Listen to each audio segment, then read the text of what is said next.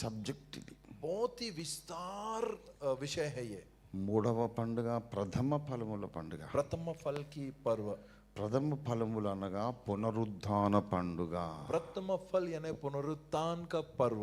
మొదటి కొరింథీ 15వ అధ్యాయములో पहली कुरिन्थियों 15वें अध्याय में 15 అండి 15వ అధ్యాయంలో 15वां अध्याय में 20వ వచనం చూడండి. 20वें आयत को देखें.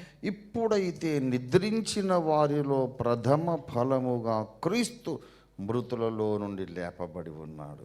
परंतु सचमुच मसीहा मुर्दों में से जी उठा है और जो सोए गए हैं उनमें वह पहला फल हुआ.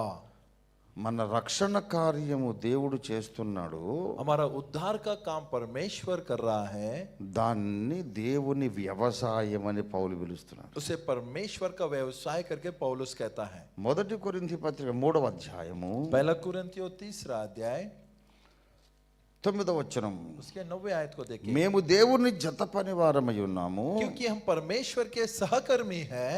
మీరు దేవుని వ్యవసాయమును దేవుని గృహమునై ఉన్నారు. तुम परमेश्वर की खेती और परमेश्वर की रचना हो. దేవుడు వ్యవసాయం చేస్తున్నాడు. परमेश्वर खेती कर रहा है.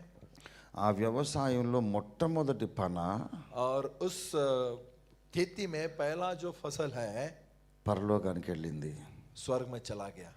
మృతులలో నుండి ప్రథమ ఫలముగా క్రీస్తు లేపబడ్డాడు. मुर्दों में से पहला फल मसीहा जी उठे हैं. ఎప్పుడైతే మొదటి పంట దేవుడు ఆశీర్వదిస్తాడో, जब पहले फल को परमेश्वर आशीषित करेगा, ఆ వెనక ఉన్న పంట అంతా దీవించబడుతుంది. पीछे आने वाले सारा फसल आशीषित किया जाएगा. ప్రథమ ఫలముగా క్రీస్తు లేచి పరలోకపు తండ్రి దర్బారులోనికి వెళ్ళాడు. पहला फल जो है परमेश्वर प्रभु यीशु मसीह उठकर पिता के दरबार में दरवाजे पे चला गया. పరమ తండ్రి యేసును చూసి ఆశీర్వదించాడు. परम पिता यीशु को देखकर उन्हें आशीषित किया, అంగీకరించాడు. उसे स्वीकारा. గనక మనందరం అంగీకరించబడ్డాం. इसीलिए हम सब स्वीकार किए गए हैं. ఇవాళ నీ ప్రార్థనలు దేవుడు వింటాడు. आज आपके प्रार्थनाओं को परमेश्वर सुनता है. నీ అక్కరలు తీరుస్తాడు. आपकी आवश्यकताओं को पूरा करता है. నీతో మాట్లాడతాడు. आपसे बातें करता है. నిన్ను పరలోకానికి చేర్చుకుంటాడు. आपको स्वर्ग में लेता है. ఎందుకో తెలుసా? क्यों पता है?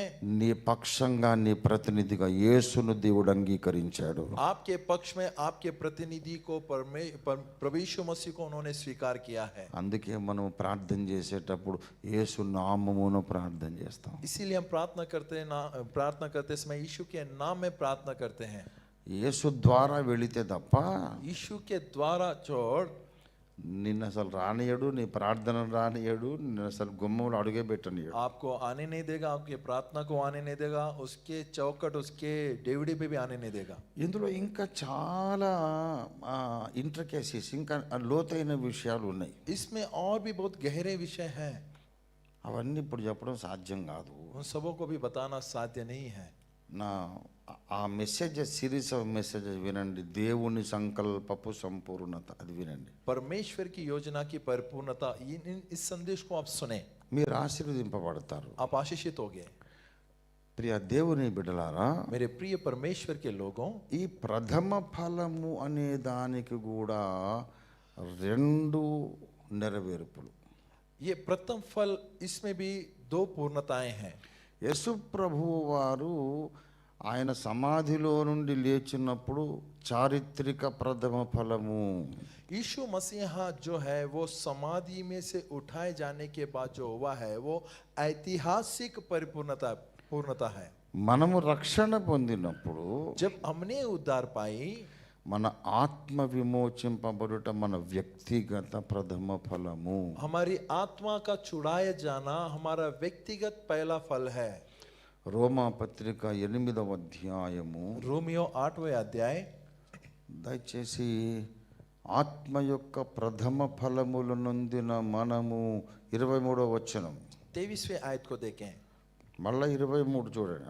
और भी 23 को देखें.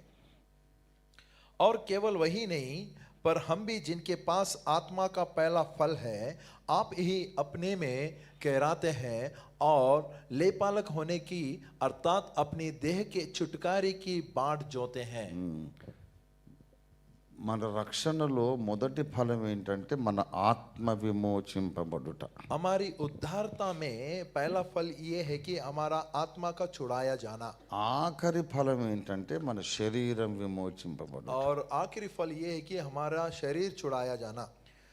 ఇప్పుడు మన ఆత్మ మాత్రమే విమోచింపబడింది, अभी मात्र हमारी आत्मा का छुटकारा हुआ है, శరీరం ఇంకా విమోచింపబడలేదు. अब शरीर जो है छुटकारा नहीं पाया, అందుకే శోధనలు, इसीलिए संकट है, జబ్బులు, అనారోగ్యాలు, बीमारियां, रोग, మన వల్ల చిన్న చిన్న తప్పులు జరుగుతాయి. हमसे छोटी छोटी गलतियां होती हैं।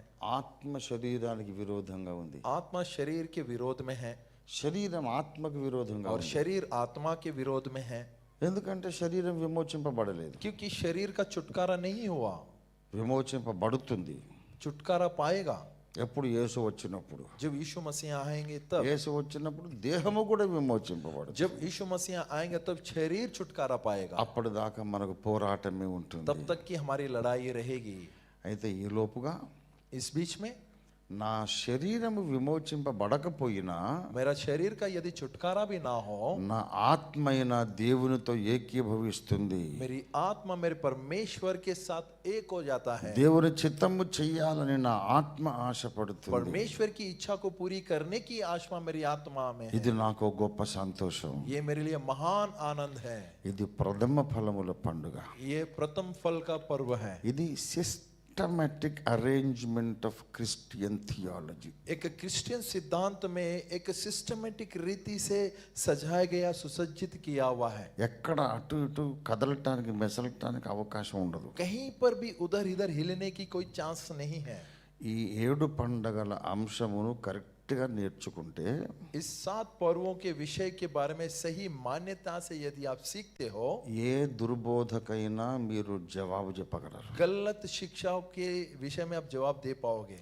ఈ బోధ కరెక్ట్గా మీ మనసుకు ఎక్కితే ये शिक्षा यदि आपके मन में चढ़ जाए, ఎవ్వరు కూడా మిమ్మల్ని దుర్బోధలోనికి దారి తప్పించలేడు. कोई भी आपको गलत शिक्षाओं में लेकर नहीं जाएगा। సేఫ్గా మీరు రెండవ రాకడలో ఎత్తబడి దేవుని ముందు నిలబడతారు. सुरक्षित रीति से दूसरे आगमन में उठाए जाकर परमेश्वर के सामने खड़े रहोगे। నేను ఇప్పుడు మొదట 3 పండుగలు చెప్పాను. पहले के 3 पर्व के बारे में मैंने बताई। ఇంకా ఎన్ని పండుగలు ఉన్నాయి? और कितने पर्व हैं? ఇంకా और ఇంకా 4 हैं। 4వ పండుగ పెంతెకోస్తు పండుగ. पेंतिकोस्त